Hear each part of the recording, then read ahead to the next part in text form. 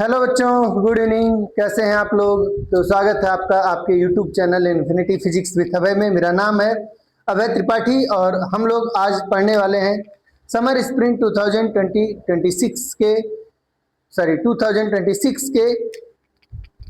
Series में photo electric effect का last lecture, जिसमें हम लोग पढ़ेंगे रेडिएशन प्रेशर। हम लोगों ने अभी तक फोटो इलेक्ट्रिक इफेक्ट की पूरी थियरी, पूरा चैप्टर लगभग कंप्लीट कर लिया है। हम लोगों ने जेईई मेंस के प्रीवियस ईयर क्वेश्चन 2026 के भी कंप्लीट कर लिए हैं। अब जब चैप्टर कंप्लीट हो जाएगा और सेकेंड पार्ट लगभग हम लोग पूरा खत्म कर लेंगे, तब हम आपको एक एक चैप्टर वाइज और एक एक ईयर वाइज कम से कम 3 से 4 ईयर्स का previous year question JEE mains का कराने वाले हैं।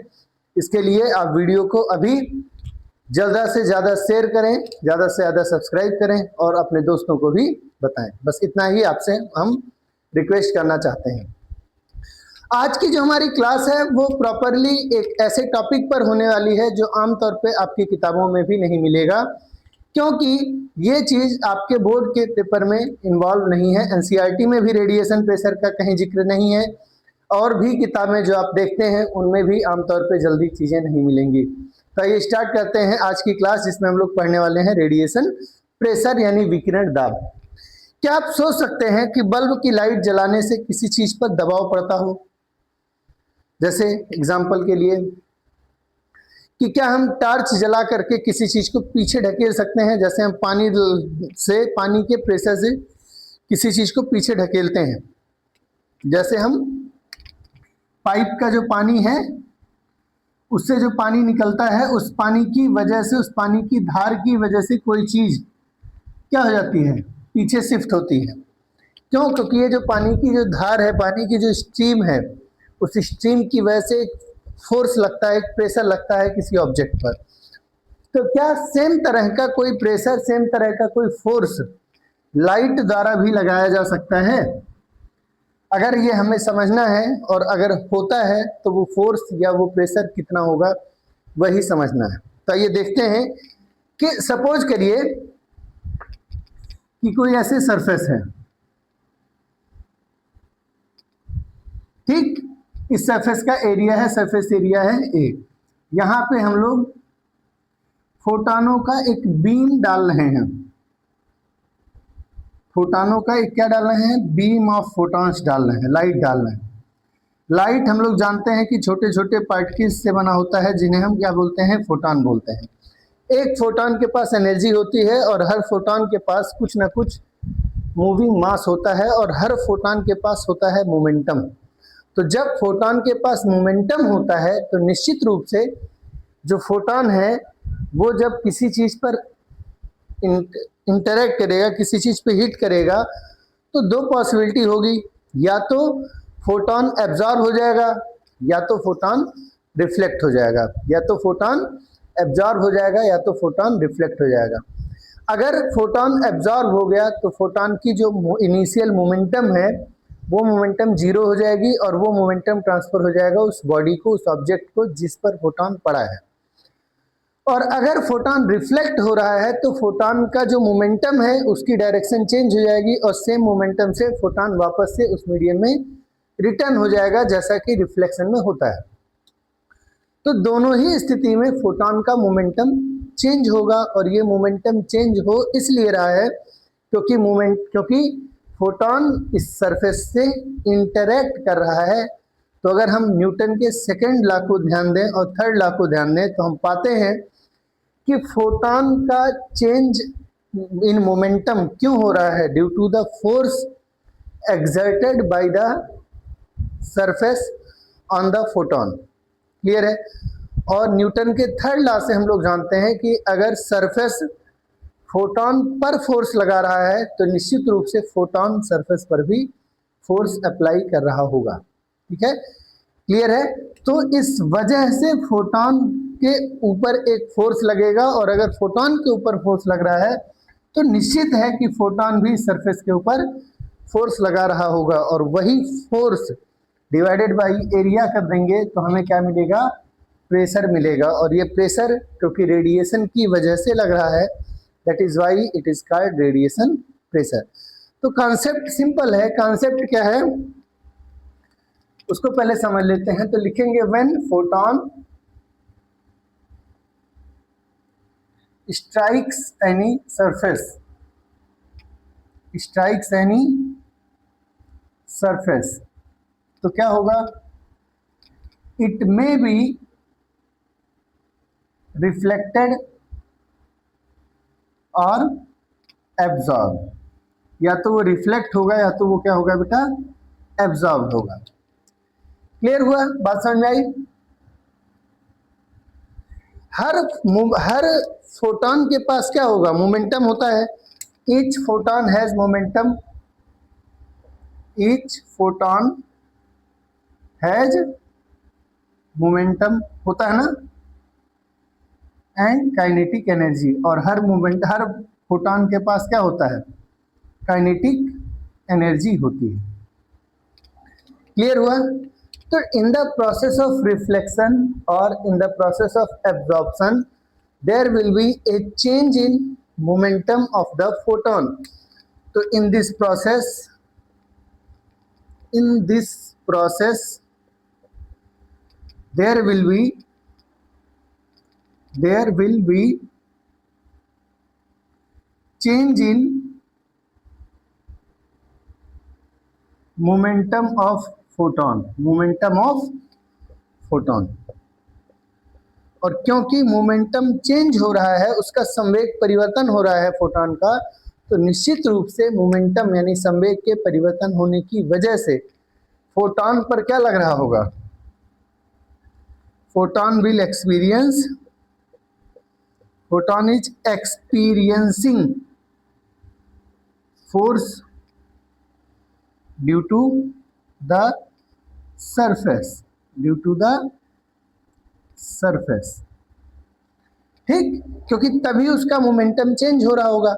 और अगर सरफेस की वजह से फोटॉन पर फोर्स लग रहा है, तो न्यूटन के सेकेंड लॉ ऑफ मोशन से हमको ये चीज क्लियर है कि photon is also applying force on the surface। अब आप इसे ग्रामेटिकली सही करके स्टेटमेंट लिख सकते हैं, कोई दिक्कत नहीं। क्लियर है। और इस फोर्स की वजह से रेडिएशन प्रेशर निकालना हो तो हमारे लिए आसान है। क्या होगा, radiation pressure will be equals to force on surface due to photons divided by area of the surface,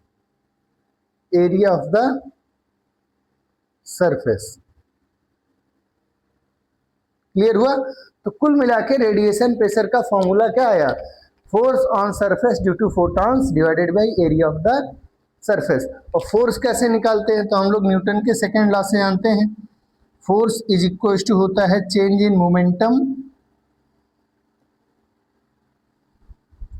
momentum divided by time, ठीक, change in momentum divided by time. यानी कुल कॉन्सेप्ट ये है कि अगर हम फोटॉन के अंदर होने वाले मोमेंटम चेंज का फॉर्मूला कैलकुलेट कर सकें तो हमको फोर्स मिल जाएगा, और फोर्स को एरिया से डिवाइड कर देंगे तो हमको रेडिएशन प्रेशर मिल जाएगा।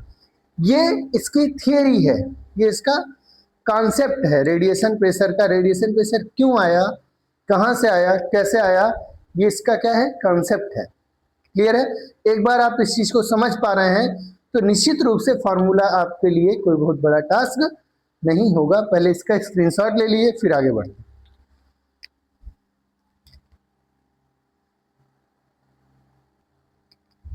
हो गया यहां तक। अब आइए फॉर्मूला डिराइव करते हैं रेडिएशन प्रेशर के लिए। कॉन्सेप्ट आपका क्लियर हो गया है, और इसी कॉन्सेप्ट के आधार पर हमको चीजें मिल जाएंगी, ठीक है। इसको नोट्स बनाते रहिएगा हमारे साथ ही।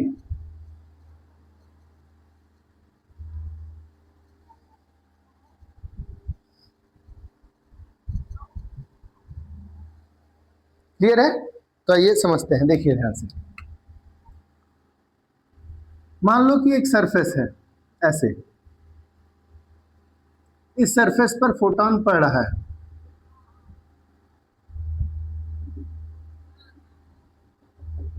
तो आपको पता है कि लाइट की एक इंटेंसिटी होती है, लाइट की क्या होती है? इंटेंसिटी होती है। तो लाइट की इंटेंसिटी मान लेते हैं, let I is intensity of light, I is intensity of light at the surface.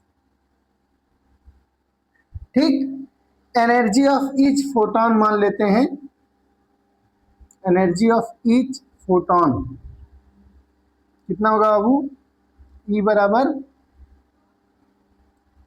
H new या एच सी बाई लेमडा। ठीक है, क्लियर है?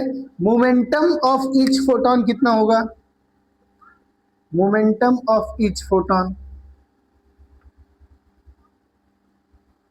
मोमेंटम ऑफ ईच फोटोन कितना होगा? एक फोटोन का मोमेंटम यानी p, तो p बराबर होगा H by lambda, H by lambda किसके फॉर्मूले से? डी ब्रॉगली के कॉन्सेप्ट से, p बराबर एच बाई लेमडा। क्लियर है? बात समझ में आई? अब ध्यान से समझिए, एक फोटोन का मोमेंटम है इतना, तो जब एक फोटोन इस सरफेस पे गया, हिट किया, तो दो पॉसिबिलिटी हुई, या तो वो एब्जॉर्ब हो जाएगा या तो वो रिफ्लेक्ट हो जाएगा, या तो वो एब्जॉर्ब हो जाएगा या तो वो रिफ्लेक्ट हो जाएगा। तो यानी दो केस है। पहला केस हम बना लेते हैं फॉर परफेक्टली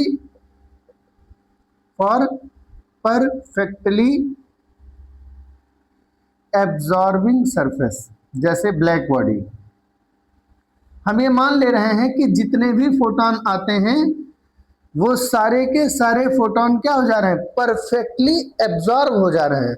यानी जो फोटोन यहाँ आएगा वो फोटोन सरफेस में क्या होगा? एब्जॉर्ब हो जाएगा। क्लियर हुआ? तो एक फोटोन का मोमेंटम इतना है, इंसिडेंट मोमेंटम कितना है? इतना। आफ्टर एब्जॉर्प्शन मोमेंटम क्या हो जाएगा? आफ्टर एब्जॉर्प्शन मोमेंटम क्या हो जाएगा? मोमेंटम ऑफ फोटोन कितना होगा? आपको पता है कि जब फोटोन एब्जॉर्ब हो जाता है तो वो रेस्ट पर आ जाता है, और rest mass of photon is zero. So उसका मोमेंटम भी बाबू कितना हो गया? जीरो हो गया, है ना? तो change in momentum of one photon कितना हुआ? Change in momentum of one photon कितना हुआ? एक फोटोन के मोमेंटम में होने वाला चेंज कितना हुआ? डेल्टा पी, और वो हो जाएगा एच बाई लेमडा के बराबर। कितना होगा? एच बाई लेमडा के इक्वल, क्योंकि ये माइनस ये, तो सिर्फ चेंज निकालना, वैल्यू निकालना। Change in momentum is H by lambda. ठीक, क्लियर हुआ? एक फोटोन का मोमेंटम चेंज हुआ कितना? एच बाई लेमडा, ये वैल्यू माइनस ये value, actually final minus initial, पर वो खाली डायरेक्शन के लिए है। हमको तो पता है कि फोर्स हम निकालना है मोमेंटम, चाहे फोटोन पर चाहे सरफेस पे, दोनों के लिए। तो हम डायरेक्शन वाइज नहीं चलना है, खाली वैल्यू चलना, मैग्नीट्यूड वाइज। ठीक है, चेंज इन मोमेंटम मिल गया। अब ध्यान रखिए कि एक फोटोन का जब एब्जॉर्प्शन होता है तो उसका मोमेंटम चेंज होता है एच बाई लेमडा। ठीक, क्लियर हुआ? तो टोटल चेंज इन मोमेंटम कितना हुआ? Total change in momentum in of all photons in 1 second, in 1 second. ध्यान रखिएगा, change in momentum in 1 second is itself nothing but force. Change in momentum in 1 second is itself क्या? Force. तो force निकाल रहे हैं, और force निकालने हैं तो कैसे निकालेंगे? तो भाई सिंपल सी बात है, change in momentum of all photon पूछा है ना, तो नंबर ऑफ फोटॉन्स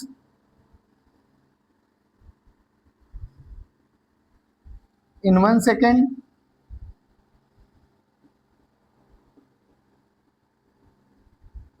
इंटू एक फोटॉन का change in momentum h by lambda. अब नंबर ऑफ फोटॉन कैसे निकालोगे, तो इंटेंसिटी से निकाल सकते हैं। ठीक, सिंपल सी बात है। नंबर ऑफ फोटॉन्स कैसे निकलेगा, इन 1 सेकेंड कैसे निकालोगे आप, तो याद हो तो मैंने आपको इंटेंसिटी डिफाइन किया था। इंटेंसिटी क्या है, इंटेंसिटी है total energy per unit area पर यूनिट टाइम। इंटेंसिटी क्या है, total energy per unit area पर unit time. Total energy per unit area पर यूनिट टाइम। और एनर्जी कैसे निकालते हैं, total number of photon into एक फोटॉन की energy h nu divided by a into T. Capital N by T कर देंगे तो क्या मिलेगा, कैपिटल N बाई टी कर देंगे तो क्या मिलेगा, total number of photon divided by time, यानी number of photon per unit time. तो number of photon per unit time is equal to I into a divided by energy of each photon यानी h nu. यानी number of photon per unit time का formula क्या है, इतना है, number of photons in 1 second, in 1 second. ठीक, definition से आया है, कोई याद करने की जरूरत नहीं है, कोई चीज लर्न करके लोड बनाने बढ़ाने की जरूरत है ही नहीं। मैं आपको इसलिए पूरा प्रोसेस समझा दे रहा हूं कि आपको फॉर्मूला डिराइव भी करना हुआ तो आपको प्रॉब्लम नहीं होगी। ठीक है, अब वो वैल्यू लाके यहाँ पुट कर दीजिए। Number of photon in 1 second कैसे आएगा, चाहे n बाई टी से चाहे आई ए बाई एच न्यू से, तो आई ए बाई एच न्यू, और न्यू लिखना चाहें तो सी बाई लेमडा लिख सकते हैं, यानी एच सी बाई लेमडा, तो लेमडा ऊपर चला गया, हो गया into H by lambda, into H by lambda, हो गया। एच से एच कट गया, लेमडा से लेमडा कट गया, so we are left with number of, sorry गलत हो गया, ये आया number of photons in 1 second, है ना। क्लियर है कि नहीं क्लियर है, ये तो अभी number of photon in 1 second आया ना। अब हम क्या करेंगे, total change in momentum, so the total change in momentum of all electrons, of all photons in 1 second will be equal to कितना, number of photon in 1 second into change in momentum of 1 photon, तो हो जाएगा I A lambda by H C, number of photon in 1 second into एक photon का momentum change h by lambda. H से H cut गया, lambda से lambda cut गया, we are left with I A by C, I A by C. अब देखिए, change in momentum per unit time is called force, so the force experienced by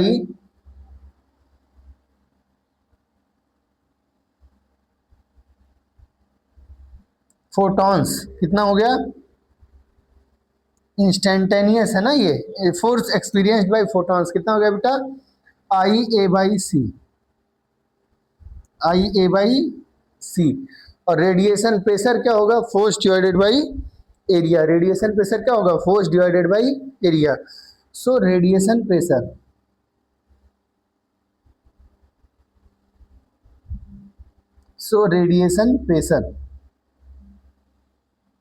is equals to force divided by area, यानी I by C, I by C।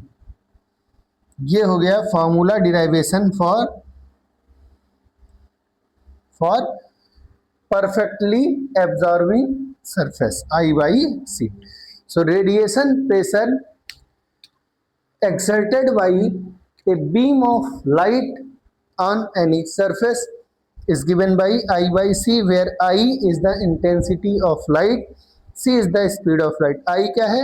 प्रकाश की तीव्रता, ज्योति तीव्रता, और C क्या है? Speed of light. ठीक है, in vacuum. तो I by C, इसका स्क्रीनशॉट ले लीजिए.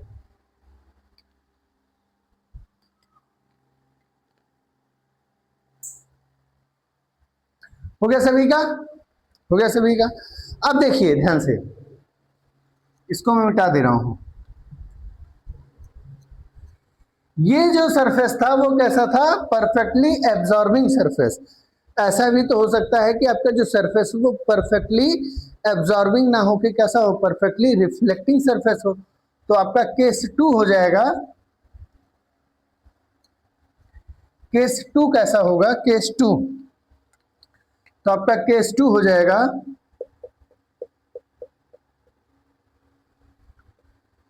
फॉर परफेक्टली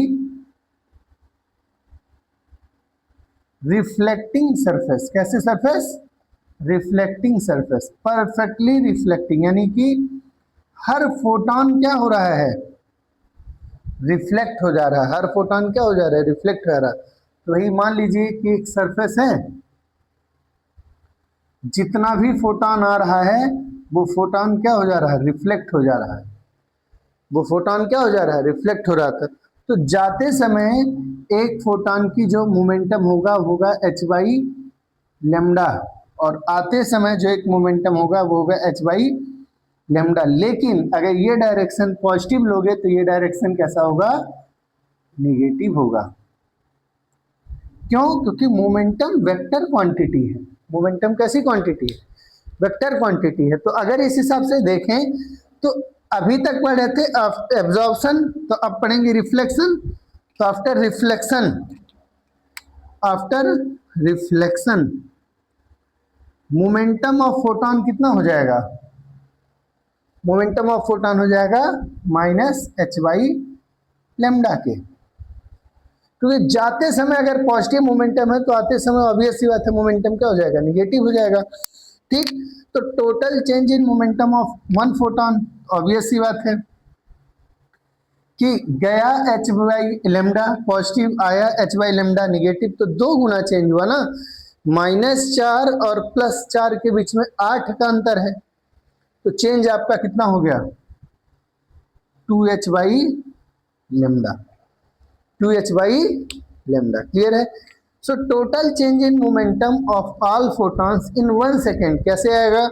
तो number of photon in 1 second into एक मोमेंटम, एक फोटॉन का momentum change 2h by lambda. Clear है?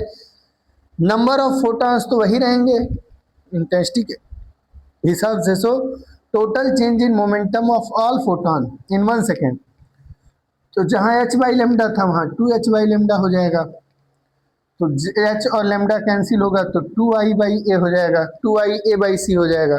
सो the total force experience 2i by C हो जाएगा. तो radiation pressure 2i by C हो जाएगा.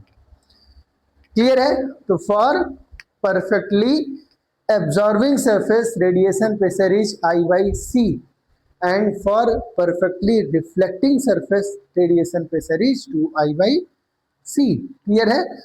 क्यों? क्योंकि परफेक्टली एब्जॉर्ब में जो फोटोन आया है वो एब्जॉर्ब हो जाएगा, तो चेंज इन मोमेंटम सिर्फ h बाई लेमडा होगा. लेकिन परफेक्टली रिफ्लेक्टिंग में पूर्ण परावर्ती सर्फ पृष्ठ पर क्या होगा? फोटोन गया है, फोटोन आया है, फोटोन जाएगा h बाई लेमडा से, आएगा h बाई लेमडा से माइनस में, तो ऑब्वियस सी बात है टोटल चेंज हो जाएगा 2h बाई लेमडा. इसलिए total change in 2h by lambda. Clear है? अब ध्यान ये रखना है कि मैंने यहाँ पे आपको सिर्फ वैल्यू लिया है मैग्नीट्यूड वाइज. ठीक है? क्यों प्रेशर लग रहा है? इसलिए कि जब फोटोन जा रहा है तो जब वहां सरफेस पे पहुंच रहा है तो उसके मोमेंटम में चेंज हो रहा है. मोमेंटम में चेंज क्यों हो रहा है? क्योंकि सरफेस ने मोमेंटम फोटोन पर फोर्स लगाया होगा. और अगर ऐसा है तो फोटोन ने भी तो सरफेस पे फोर्स लगाया होगा, वो फोर्स इन न्यूटन के थर्ड लॉ से इक्वल है, इसलिए इस तरीके से चले। तो रेडिएशन प्रेशर का फॉर्मूला आया 2I/c for perfectly reflecting surface और I/c for perfectly absorbing surface. Clear है, बात समझ में आई? इसका भी स्क्रीनशॉट ले लीजिए।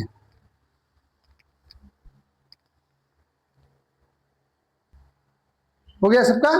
अब देखिए, अच्छा मान लीजिए कि ना तो टोटल रिफ्लेक्टिंग हो और ना ही टोटल एब्जॉर्बिंग हो, यानी ना परफेक्टली एब्जॉर्बिंग सरफेस हो और ना ही परफेक्टली रिफ्लेक्टिंग सरफेस हो, तो क्या होगा?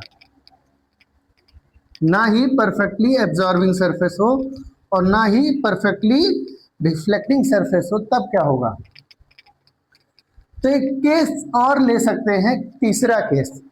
ऐसा ले सकते हैं तीसरा केस, यानी केस 3।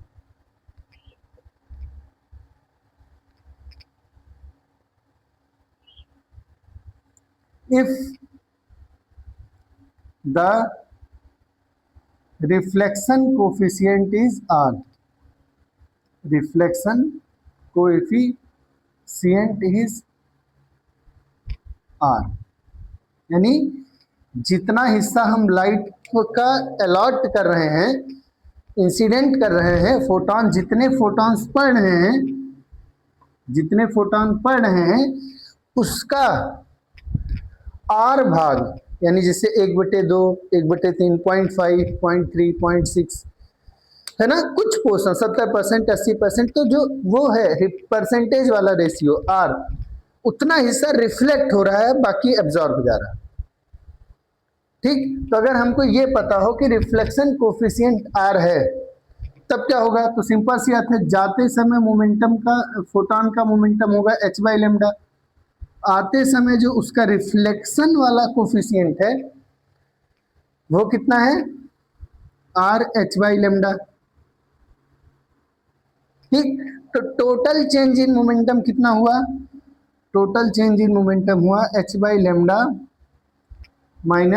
Minus RH/λ। इसको सॉल्व करेंगे तो h/λ और 1 + R आएगा। बाकी चीजें क्या है? सेम है। परफेक्टली एब्जॉर्बिंग में 1 था, परफेक्टली रिफ्लेक्टिंग में 2 था, और रिफ्लेक्शन कोफिशिएंट वाले में आया 1 + R। ठीक, तो हमारा रेडिएशन प्रेशर का जनरल फॉर्मूला बनेगा बेटा, रेडिएशन प्रेशर का जनरल फॉर्मूला बनेगा क्या? इज इक्वल टू, ध्यान रखिएगा, 1 + RI/C, 1 + RI/C। इस फॉर्मूले को याद करने से हमें क्या फायदा है कि फिर हमें बाकी दोनों फार्मूलों को लर्न करने की जरूरत नहीं है। कैसे? सिंपल, यहीं से दोनों आ जाएंगे। For perfectly absorbing, for perfectly absorbing surface, अगर परफेक्टली एब्जॉर्बिंग सरफेस हो तो रिफ्लेक्शन कोफिशिएंट कितना होगा? रिफ्लेक्ट करेगा ही नहीं। जब रिफ्लेक्ट ही नहीं करेगा तो रिफ्लेक्शन कोफिशिएंट कितना होगा? R = 0। और जब R = 0 होगा तो रेडिएशन प्रेशर कितना आएगा? 1I/C, यानी I/C जो आया था, है ना? क्लियर है, बात समझ में आई? ये तो अभी पीछे करके आए देख के। क्योंकि रिफ्लेक्शन कोफिशिएंट का बेसिक अर्थ ही यही है कि मान लीजिए 100 फोटॉन आपके पास सरफेस पे आए हैं, तो मान लीजिए 60 रिफ्लेक्ट हुए, तो 60% रिफ्लेक्शन हुआ, यानी 0.6 रिफ्लेक्शन कोफिशिएंट। ये याद होना चाहिए आपको, इसलिए क्योंकि जब रेडिएशन पढ़ रहे थे क्लास 11th में, तो वहां पे आपको 3 तरह के सरफेस, 3 तरह के फिनोमेनन सिखाए गए हैं। कौन कौन सा? जब हीट किसी सरफेस पे आती है तो उसका कुछ हिस्सा रिफ्लेक्ट होता है, कुछ हिस्सा एब्जॉर्ब होता है और कुछ हिस्सा ट्रांसमिट होता है। तो 3 हिस्सा बनता है। ठीक, reflected amount divided by total is called reflection coefficient, transmitted amount divided by total is called transmission coefficient, और absorbed amount divided by total is called as absorption coefficient. Clear है ना? तो वहां से ऐसे ही यहां पे भी है। अब for perfectly reflecting surface, for perfectly reflecting, for perfectly reflecting surface,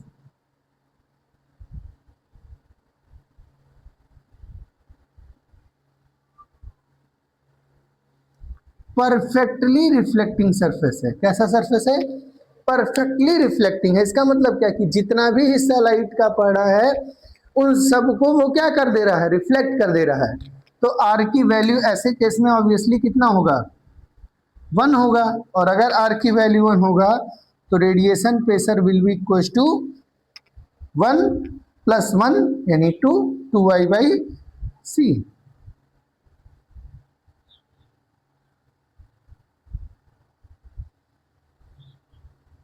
ठीक है, तो ये आपको याद रखना होगा for your competitive examination. Clear है?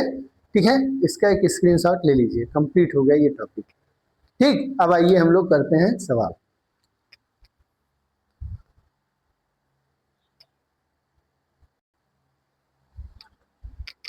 अब आइए क्वेश्चंस करते हैं। ठीक है, हो गया सबका? चलिए देखिए ध्यान से।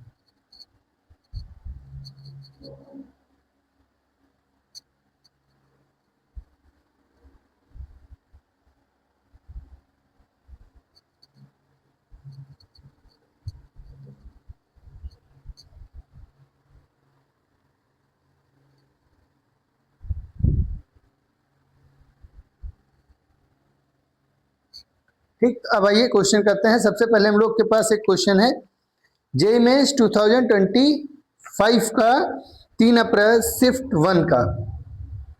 जे मेन का क्वेश्चन है 2025 का, क्योंकि इधर से सवाल नहीं पूछा हुआ है इस साल। अप्रैल शिफ्ट 1 का क्वेश्चन है, बहुत आसान सा। The radiation pressure exerted by a 450 watt light source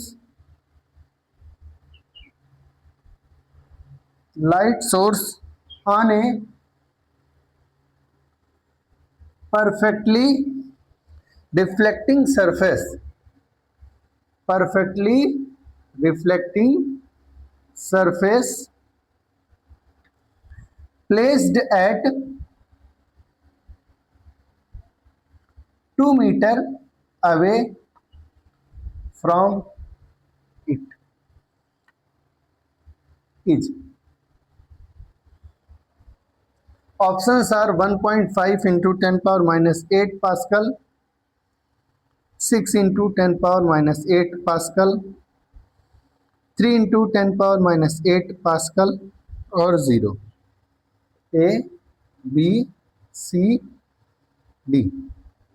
अब आप देख के बताइए क्वेश्चन कैसे लगेगा। सिंपल सी बात है। रेडिएशन प्रेशर एक्सर्टेड बाय ये 450 वाट लाइट सोर्स, एक 450 वाट का प्रकाश का स्रोत है। वह एक परफेक्टली रिफ्लेक्टिंग सरफेस यानी पूर्ण परावर्ती पृष्ठ पर जो कि 2 मीटर की दूरी पर है कितना विकिरण दाब लगाएगा। तो भैया ये सरफेस है, ठीक, और इस सरफेस का 2 मीटर दूरी है। सोर्स से कितना दूरी है? 2 मीटर। सोर्स से कितना दूरी है? 2 मीटर। हमको कुछ दिया नहीं है, सोर्स से दूरी दिया है 2 मीटर। तो मैंने आपको कल इस तरीके का एक कॉन्सेप्ट समझाया था कि जब हम इंटेंसिटी निकालेंगे तो इंटेंसिटी निकालेंगे कैसे? इंटेंसिटी आई का फॉर्मूला कैसे निकालते हैं? सिंपल सी बात है, intensity is total energy per unit area पर unit time. Energy divided by time कर दें तो क्या मिल जाएगा? पावर मिल जाएगा। अब बचा डिवाइडेड बाय एरिया। तो इसका एक कॉन्सेप्ट सिंपल है कि हम एरिया कैसे निकालें। तो इसके लिए हम क्या करते हैं, उसके आसपास एक स्फेरिकल सरफेस कंसीडर करते हैं और वही एरिया लेते हैं। या तो एरिया दिया हो, अगर नहीं दिया है, दूरी दिया है, तो हम उस एरिया को कैसा कंसीडर करेंगे, आर, उस दूरी के बराबर रेडियस का स्फेरिकल सरफेस। और स्फेरिकल सरफेस करेंगे तो आई बराबर फॉर्मूला आएगा P/4πr²। कल की क्लास में मैंने आपको इस चीज को समझाया था कोई बहुत अच्छे से, और उसका सीरीज चूंकि हम लोग सीरियल से चल रहे हैं, L01, L02, L03 ऐसे सीरियल नंबर लिखा हुआ लेक्चर्स का, इसलिए आपको प्लेलिस्ट में दिक्कत होनी नहीं चाहिए। अब जब ये रेडिएशन प्रेशर का, ये इंसिडेंट रेडिएशन की इंटेंसिटी का फॉर्मूला आ गया और हम लोगों को निकालना है रेडिएशन प्रेशर, और रेडिएशन प्रेशर का जो फॉर्मूला होता है वो हम लोग जानते हैं कितना है। अब मैं जनरल फॉर्मूला लिखूंगा, 1+r/I/c। सरफेस कैसा दिया हुआ है, परफेक्टली रिफ्लेक्टिंग सरफेस। इसकी जगह मिरर शब्द का यूज कर सकता था, वो भी हम लोग मानेंगे। तो r की वैल्यू हो जाएगी 1, तो 1+1I/c यानी 2I/c। पर I का वैल्यू तो हम लोगों को पता है 2/c, और I का वैल्यू है P/4πr²। ठीक, अब इस कॉन्सेप्ट पर आपका न्यूमेरिकल होगा, इस फॉर्मूला पर आपका वेस्ट होगा न्यूमेरिकल। तो हम लोग करिए क्वेश्चन कर लेते हैं। तो RP radiation pressure is equal to 450 watt divided by small c 3 × 10⁸ into 4 pi, into pi की वैल्यू भी रख सकते हैं 3.14 इंटू आर का वैल्यू 4, क्योंकि 2 का स्क्वायर क्या कितना आएगा 4। अब इसको सॉल्व करना है। ठीक, अगर हम ध्यान से देखें तो जीरो तो होगा नहीं, 450 इंटू 2 कर दें तो 900 हो जाता है, इंटू 10⁻⁻8 डिवाइडेड बाई 4 × 12 ऐसे लिख देते हैं, 3 4 चौके 16 3.14। ठीक, 3 से काटे तो 300 इंटू 10⁻⁸, 16 का मल्टीप्लाई करो 16 का, 16 4 जा 64 का कैरी 16 1 जा 16 प्लस 6 22 का 2 कैरी 2, 16 3 जा 48 और 2 50, 2 के बाद डेसिमल यानी 50.25। अगर हम इसको 2.24 को इग्नोर कर दें तो 300 डिवाइडेड बाई 50 6 इंटू 10⁻⁸ पास। ठीक है, इस तरीके से जेईई मेंस के क्वेश्चन है। अगर आप फॉर्मूला याद कर पाते हैं, चीजें आपको क्लियर हैं, तो आपका सोल्यूशन हो जाएगा। इसका स्क्रीनशॉट लीजिए।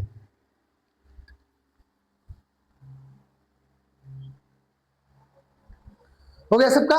तो अब आइए नेक्स्ट क्वेश्चन देखते हैं इस टॉपिक का। बच्चे यूट्यूब पर बहुत परेशान रहते हैं कि सर चैप्टर वाइज और टॉपिक वाइज हमको पीवाईक्यूज नहीं मिलते। मैं आपको टॉपिक वाइज इंपॉर्टेंट पीवाईक्यूज का धीरे धीरे वीडियो डालता जा रहा हूं। मैं देखता हूं कि जो स्टार टीचर्स हैं, मतलब जिनके ना पीछे तमगा लगा हुआ है, उनके आप बकवास वीडियोस पर भी मिलियंस का व्यूज दे देते हैं, लेकिन हम लोगों के कंटेंट पर, जिसमें पढ़ाई वाली चीजें हैं, उस पर भी व्यूज बहुत कम है। निश्चित रूप से ये हम लोगों के लिए एक डिमोटिवेटिंग फैक्टर है, पर फिर भी मैं डिमोटिवेट होऊंगा नहीं। मैं ज़्यादा से ज़्यादा कंटेंट, क्वालिटी कंटेंट आपको लगातार देता रहूंगा, और मैं बहुत जल्दी ही आपको जेईई एडवांस के सॉल्यूशंस भी फुल डिटेल्ड सॉल्यूशन के साथ लाने वाला हूं आपके सामने। चलिए हम लोग नेक्स्ट क्वेश्चन करते हैं। क्वेश्चन है जेईई मेंस 2024 का।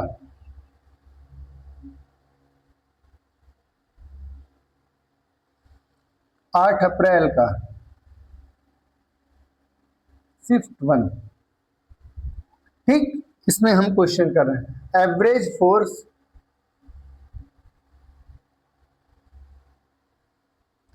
Exerted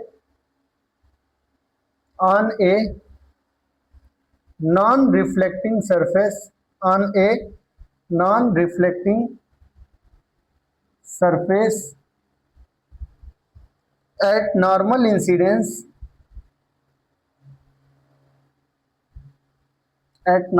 incidence is 2.4 into 10 power minus 4 Newton.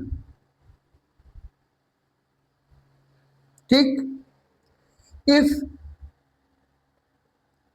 360 watt per centimeter square is the light energy flux,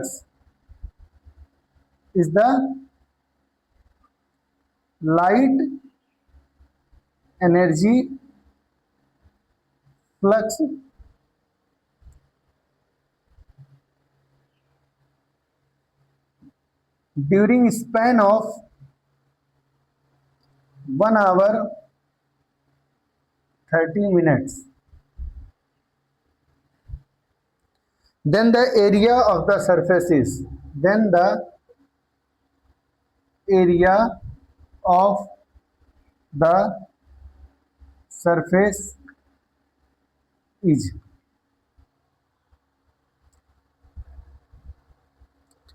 options आपको दिए हुए हैं।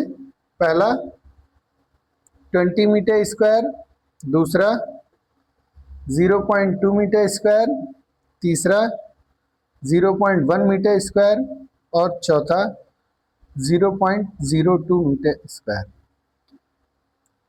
ठीक, क्लियर हुआ? आपको क्वेश्चन करना है, ठीक है। जे मेंस का क्वेश्चन है, इंटेंसिटी, रेडिएशन, प्रेशर वगैरह पर based. Average force exerted on a non-reflecting surface at a normal incidence is 2.4 into 10 power minus 4 Newton. If 360 watt per centimeter square is the light energy flux, unit देखिए ध्यान से, वाट पर centimetre square यानी power divided by area intensity होती है, उसको क्या कहते हैं? लाइट एनर्जी फ्लक्स, यानी इंटेंसिटी को ही क्या कह सकते हैं? इंटेंसिटी को ही कह सकते हैं energy flux, energy per unit area पर यूनिट टाइम। और वो आपको गिवन है, कितना है बेटा? 360 वाट पर सेंटीमीटर स्क्वायर, और सेंटीमीटर स्क्वायर को लिख सकते हैं हम 10 पावर माइनस 4 मीटर स्क्वायर, यानी हो गया 360 इंटू 10 पावर 4 वाट पर मीटर स्क्वायर। ये एनर्जी कन्वर्जन, ये यूनिट कन्वर्जन का प्रोसेस। एवरेज फोर्स आपको दिया हुआ है 2.4 इंटू 10 पावर माइनस 4 न्यूटन। इतने देर के लिए ये चीज चल रही है, लगातार चल रही है, ऐसे ही चल रही है। कितने देर के लिए? 1 आवर 30। इतने देर के लिए, इतने ड्यूरेशन के लिए यही एवरेज फोर्स है, यानी total force divided by average time करके हमारा इंस्टेंटेनियस वैल्यू लिखा हुआ है फोर्स का। सिंपल हो गया, क्लियर हो गया। रेडिएशन प्रेशर का फॉर्मूला क्या होता है? फोर्स डिवाइडेड बाय एरिया, और ये वैल्यू होती है 1 plus R I by small C के इक्वल। और सरफेस कैसा है? Non reflecting surface.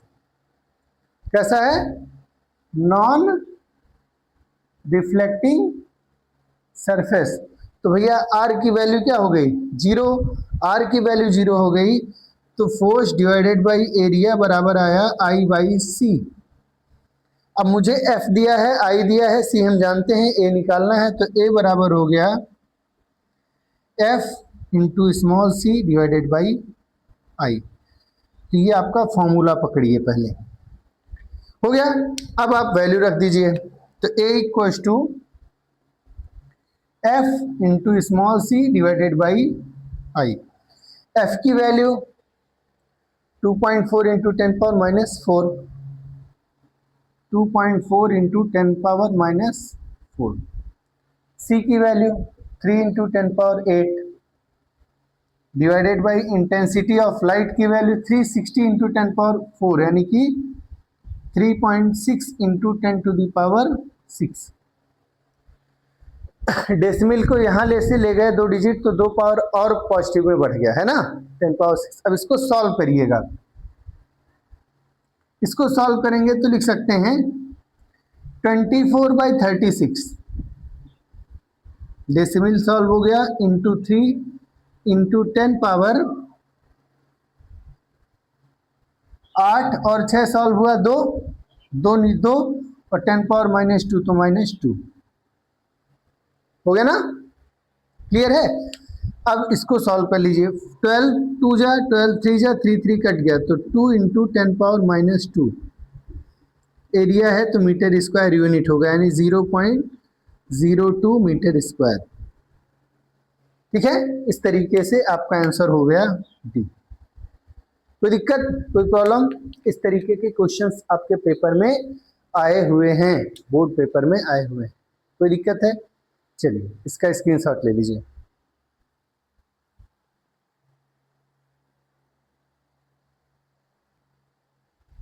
आइए क्वेश्चन और कवर करते हैं जेईई मेंस का ही।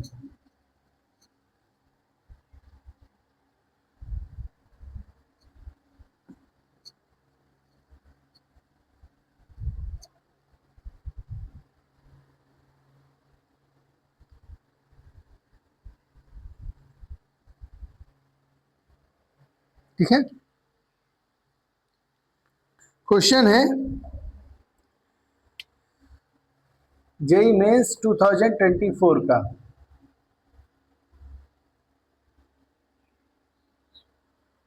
एक फरवरी shift 1 sorry shift 2 monochromatic light, monochromatic light of frequency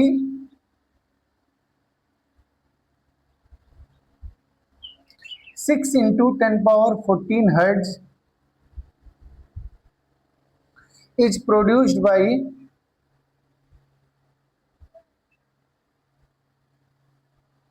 a laser, is produced by a laser, full stop. The power emitted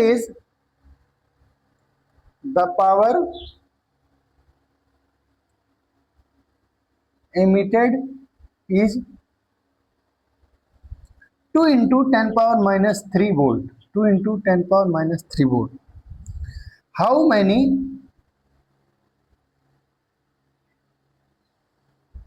photons per second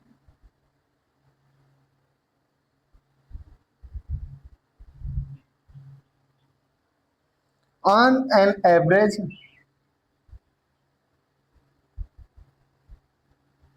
an average are emitted by the source? H की value दी हुई है आपको 6.63 into 10 power -34 joule second. ठीक है, option A, option B, option C, option D. Option A is 9 into 10 power 18, option B is 6 into 10 power 15, option C is 5 into 10 power 15 and option C is 7 into 10 power 16। इस तरीके के question भी आपके paper में आए हैं। एकदम basic से सवाल हैं, बेसिक कॉन्सेप्ट से क्वेश्चन है, कर सकते हैं। मुझे उम्मीद है मैंने आपको इस चीज का थियरी, इस चीज का कॉन्सेप्ट कंप्लीटली समझाया है। तो ये देखते हैं, monochromatic light of frequency given है 6 इंटू 10 पावर 14 हर्ट्ज। ठीक है, is produced by a laser, the power emitted is 2 into 10 power emitted is 2 into 10 power -3 volt नहीं बल्कि वाट है।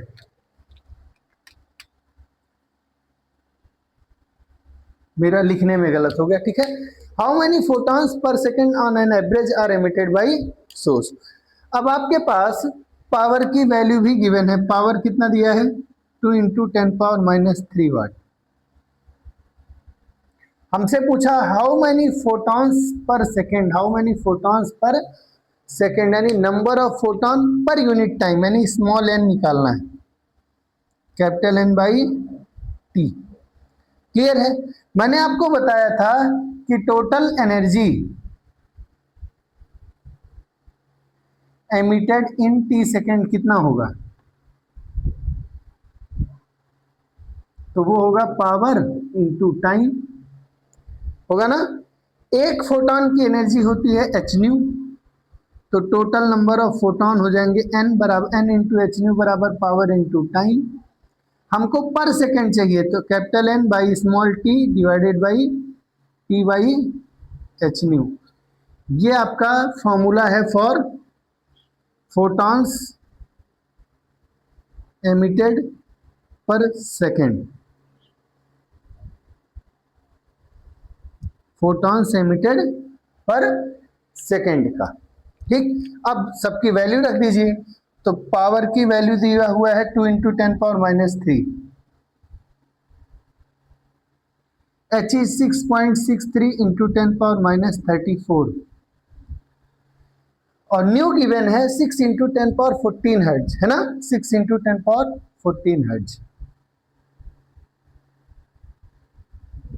2 से काट दिए तो हो गया 3, तो 1/6.63 इंटू 3 इंटू 10 पावर -34 प्लस 14 कितना हुआ -20, -20 सॉल्व हुआ तो हुआ -17 नीचे, और नीचे से ऊपर गया तो +17, जिसको हम लिख सकते हैं 1/3 3 जा 9, 6 3 जा 18, 6 3 जा 18 और 19, 19.89 इंटू 10 पावर 17। अगर हम इसको सॉल्व ही करना चाह रहे हैं तो हम इसको लिख सकते हैं 100 इंटू 10 पावर 15, दो पावर यूज कर लिए तो हो गया 100, हो गया ना, और नीचे है 19.89। अब अगर हम 19.89 को नियरली राउंड ऑफ करें तो है 20 के इक्वल, और 100 डिवाइडेड बाई 20 कर देंगे तो आएगा 5 इंटू 10 पावर 15 आंसर है, तो सी ऑप्शन सही हो गया। क्लियर है, इस तरीके से आंसर्स आते हैं। देखिए जेईई मेंस का क्वेश्चन है, ठीक है। तो आज की क्लास के लिए इतना ही, मिलते हैं अपने अगले लेक्चर में। अगली क्लास में अब हम आपको पढ़ाएंगे, मतलब हम लोग सीखेंगे, जानेंगे एटम और न्यूक्लियाई वाले चैप्टर के बारे में, ठीक है। तो ये फोटो इलेक्ट्रिक इफेक्ट चैप्टर का 11वां और आखिरी सेशन था, जिसमें हम लोगों ने कुछ थ्योरी कवर किया और कुछ न्यूमेरिकल्स कवर किया। आज की क्लास का टेक अवे ये है कि जब कोई फोटोन किसी सरफेस पे पड़ता है तो या तो वह एब्जॉर्ब हो जाता है या तो वह रिफ्लेक्ट होता है। चाहे वो एब्जॉर्ब हो चाहे वो रिफ्लेक्ट हो, दोनों स्थिति में उसके फोटोन के मोमेंटम में चेंज होता है। उस मोमेंटम चेंज की वजह होती है कि उस फोटोन पर उस सरफेस की वजह से कुछ फोर्स लगता है।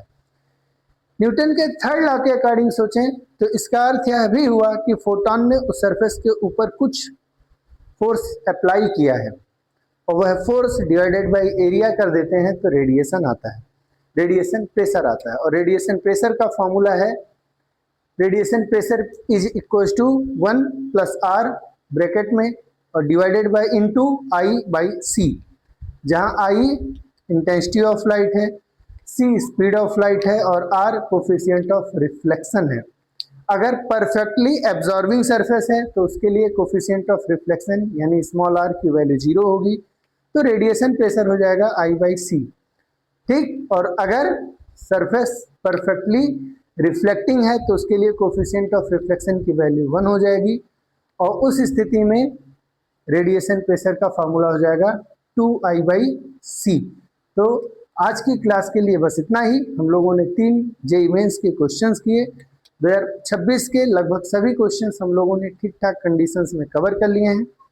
आगे जब हमारा सेकंड पार्ट कंप्लीट हो जाएगा तब हम चैप्टर वाइज एक एक टॉपिक एक एक चैप्टर से जेईई मेंस के क्वेश्चंस और ज़्यादा आपको कराएंगे, और साथ ही साथ हम लोग जेईई एडवांस का एक अलग प्लेलिस्ट बनाएंगे जिसमें हम लोग चैप्टर वाइज एक एक चैप्टर के क्वेश्चंस करेंगे। तो आज की क्लास के लिए बस इतना ही, मिलते हैं अगले लेक्चर में जिसमें हम लोग पढ़ेंगे एटम्स एंड न्यूक्लियाई के बारे में, जो कि क्लास 11th की फिजिक्स केमिस्ट्री और क्लास 12th की फिजिक्स के साथ साथ पीजीटी टीजीटी जैसे एग्जाम्स में, नॉर्मल पब्लिक सर्विस कमीशंस में, एसएससी के एग्जाम्स में, या जहां कहीं भी जनरल साइंस का पेपर में आता है वहां के लिए इम्पोर्टेंट होने वाला है। तो आज की क्लास के लिए बस इतना ही, मिलते हैं अगले क्लास में। धन्यवाद, सीखते रहिए, पढ़ते रहिए। Thank you.